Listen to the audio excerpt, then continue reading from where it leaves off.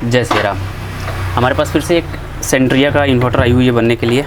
सेंट्रिया की इन्वर्टर है और फास्टेक इसका कैपेसिटी की बात करूँ तो 1100 VA का ये इन्वर्टर हो जाता है। आपको नीचे के साइड से क्लियर व्यू से दिखाई दे रहा होगा। दूसरा चीज़ ये कि इसके अंदर इतनी धूल है कि भाई साहब जब हम इन्वर्टर को ऐसे रख रहे हैं या वैसे रख रहे हैं तो फिर नीचे के साइड आप देख सकते हो कितनी धूल नीचे लग रही है।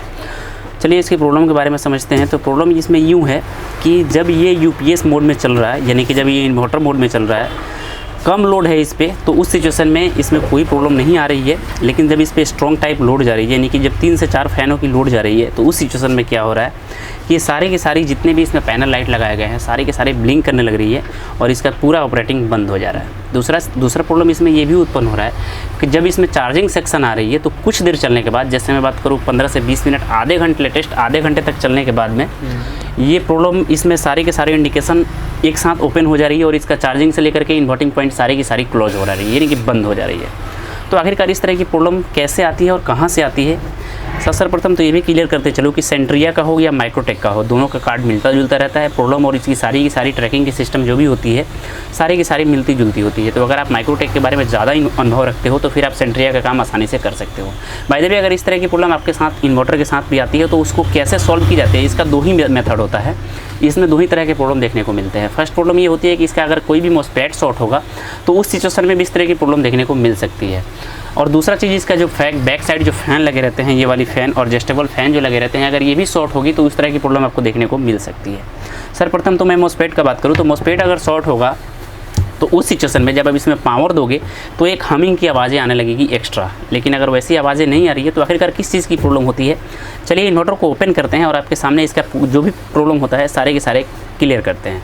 ये नहीं बोलता हूँ कि मैं आपकी ये प्रॉब्लम सेंट्रिया के साथ ही है, अगर आपकी ये प्रॉब्लम माइक्रोटेक के साथ भी होती है तो भी इस तरह की फॉलो कर सकते हो, लुमिनियंस के साथ होती है तो भी, लीवगार्ड के साथ होती है तो भी। मैं बाय द वे जितने भी इन्वर्टर आती है अगर इस तरह की प्रॉब्लम होती है तो आसानी के साथ उसमें इस तरह से प्रॉब्लम को देख करके आसानी से सॉल्व भी कर सकते हो और बना भी सकते हो। तो चलिए फटाफट से सर्वप्रथम तो इन्वर्टर को ओपन करते हैं और ओपन करने के बाद आप इस इन्वर्टर का कंडीशन देखना कितनी गंदी और कितनी ख़राब हालात से। भाई साहब इन्वर्टर को ओपन करते टाइम हमारे काउंटर पे देखो इतनी सारी धूल जम गई है, इतनी सारी धूल आ गई है। भाई साहब समझो इसके अंदर कितनी धूल जमी है।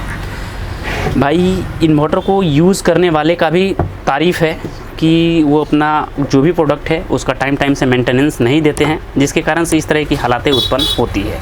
तो अगर आप इलेक्ट्रिक पार्ट कोई भी लगाए हो तो उसको टाइम से मेंटेन करते रहना चाहिए। मेंटेनेंस का मतलब ये होता है कि आप इन्वर्टर की बैक साइड को या फ्रंट साइड जो इसके कवर लगे रहते हैं इसको ओपन करो, कम से कम 1 साल के अंदर भी अपने इन्वर्टर के कवर को ओपन करके, और इसमें जितनी भी धूल वगैरह लगी रहती है सारे के सारे धूल को आप आसानी से साफ़ कर दो। उससे बेनिफिट ये होता है कि आपकी कोई भी ट्रैकर मिसिंग नहीं होगी, अगर मिसिंग उसी शॉर्ट सर्किट होने के कारण से होती है। तो हमारी कवर ओपन हो चुकी है आपसे बातें करते करते, और फिर इसका कंडीशन आप देख सकते हो इस इन्वर्टर को कैसा है।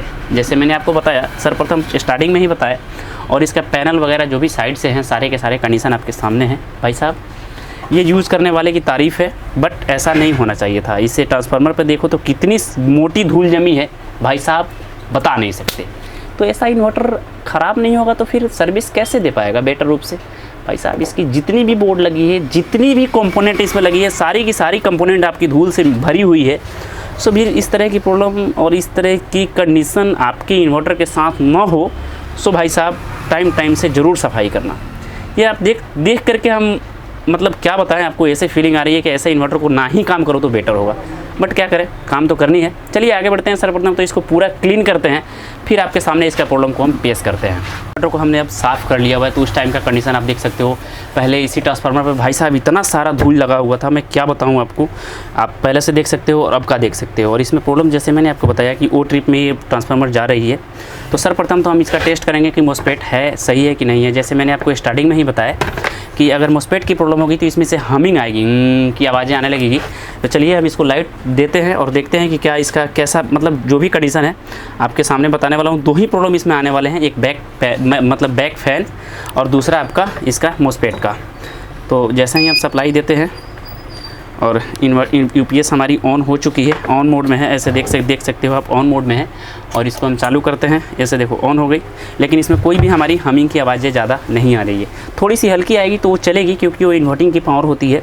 ज़्यादा आ रही है तो फिर दिक्कत है, क्योंकि ज़्यादा आएगी तो फिर मॉस्फेट आपका शॉर्ट होगा, जिसके कारण से इस तरह की प्रॉब्लम आती है।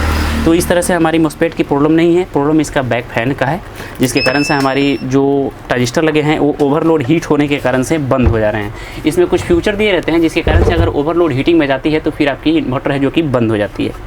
तो हमारे मॉस्फेट का बात करूँ तो इसमें मॉस्फेट आपका लगाए गए हैं P18NF55 का मॉस्फेट लगाया गया है, और इसका कोई भी प्रॉब्लम नहीं है। चलिए ना, अब इसका फ़ैन को हम मतलब चेंज करते हैं। ऐसे फ़ैन भी आप देखोगे तो कितनी टाइट सी हो गई है, ऐसे देख सकते हो टाइट सी चल रही है, जो कि ये फ़ैन स्मूथली चलनी चाहिए था। जैसे हमारे पास फ़ैन का बात करूँ तो हमारे पास ऑलरेडी बहुत सारी फ़ैन पड़ी है। जैसे इसका एक बार राउंड करोगे तो फिर आप देख सकते हो कितनी बार चलती है। ये वाली फ़ैन इसी की है, 3 इंच की हो जाती है, 12 वोल्ट 3 इंच की में चलती है ये।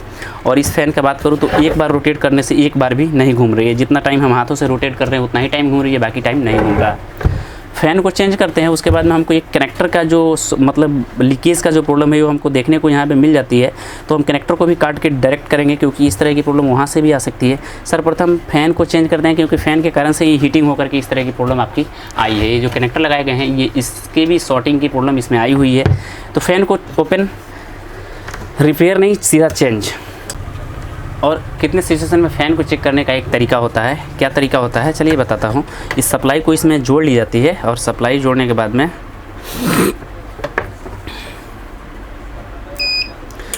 सप्लाई जुड़ गई, हमारी यूपीएस ऑन हो चुकी है। उस टाइम में जो इसका आउटपुट पॉइंट होता है, ऐसे पीछे के साइड जो आउटपुट पॉइंट होता है, इसको शॉर्ट की जाती है। ऐसे देखो, शॉर्ट करोगे, जैसे ही शॉर्ट करोगे तो फिर आपकी फ़ैन चलने लगनी चाहिए, जो कि ये शॉर्ट हो रही है लेकिन फ़ैन हमारी नहीं चल रही है। इसका मतलब फ़ैन पे हमारे लोड आ रहे हैं। अब ये जैसे ही शॉर्ट करोगे तो ये फ़ैन चलनी चाहिए था, लेकिन नहीं चल रही है। इसका मतलब हमारा फ़ैन पूर्ण रूप से डेड हो चुका है। चलिए इसके जगह पे हम न्यू फ़ैन डालते हैं। पुराने वाली फ़ैन हमारी ये रहती है, आप देख सकते हो। इसका कंडीशन आप कुछ देख सकते हो कितनी टाइट है, नचाने से भी नहीं नच रही है। और जो हमारी न्यू वाली फ़ैन है, ऐसे देखो, ये हमारी एक बार राउंड करने से देखो कितनी बार राउंड कर रही है। तो चलिए इसको हम लगा लिए इसमें, और फिर से जैसे मैंने बताया आपको कि स्पार्किंग का विधि चेक करने का फिर से वही विधि होगा। सप्लाई को देते हैं, सप्लाई को दिए, हमारी फ़ैन देखो चलने लगी है। अभी देखो फ़ैन चलने लगी है। कारण ये है कि हमारी ट्रांसफार्मर जो हीटिंग मोड में है, तो ये फ़ैन हमारी गैस को निकालने का बाहर काम करती है। फ़ैन हमारी लुक गई। तो जैसे आपने देखा कि हमारी फ़ैन लगाते ही हमारी फ़ैन चालू हो चुकी थी, यानी कि जो पहले ये लगा रहे थे तो ऑन नहीं हो रहा था, नहीं चल रहा था। तो ये क्या होता है, इसका फ़ैन कैपेसिटी का बात करूँ तो कैपेसिटी आपका 12 वोल्ट का होता है। इसमें देख सकते हो 12 वोल्ट की लगाई रहती है फ़ैन, और क्लियर व्यू से आप देखो 12 वोल्ट की लगाई रहती है। और ये भी फ़ैन हमने जो लगाए हैं 12 वोल्ट की ही हैं। चलिए फ़ैन को अब इसमें हम ऐड कर लेते हैं ना। हमारी प्रॉब्लम जो भी है इन्वर्टर की शायद सॉल्व हो गई है। चलिए इन्वर्टर में हमारी फ़ैन वगैरह भी लग चुके हैं। अब क्या करेंगे ना, हम इसका चार्जिंग वगैरह देख लेते हैं डाल करके कि चार्जिंग पे हमारी फ़ैन ऑन हो रही है कि नहीं हो रही है चार्जिंग मोड में। तो ये हमने चार्जिंग मोड दिया और फ़ैन आप देख सकते हो चार्जिंग मोड चली गई है। अभी भी फ़ैन हमारी ऑन नहीं हुई है। रीज़न ये है कि इसका बैटरी फुल चार्ज है, जिसके कारण से हमारी फ़ैन ऑन नहीं हुआ है, बट ये फ़ैन चालू हो चुका है।